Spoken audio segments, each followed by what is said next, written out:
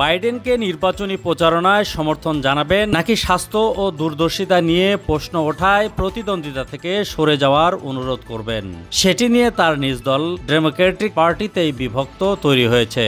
মার্কিন house of রিপ্রেজেন্টেটিভের 7 John Democrat বাইডেনকে এরই মধ্যে নির্বাচন থেকে সরে দাঁড়ানোর আহ্বান জানিয়েছেন। সিনেটের কোনো ডেমোক্র্যাট অবশ্য এখনো আহ্বান জানায়নি, তবে বাইডেন বরাবরই বলেছেন নির্বাচনের লড়াই থাকছেন তিনি। এদিকে বাইডেনের সমর্থন আদায়ে বাইডেন যথেষ্ট কাজ করেননি বলে মনে করছেন অনেক ডেমোক্র্যাট। তাদের ধারণা ট্রাম্পের সঙ্গে অনুষ্ঠিত বিতর্কটি তার ক্ষমতার প্রতিফলনের চেয়ে বরং বিপর্যয় ডেকে এনেছে।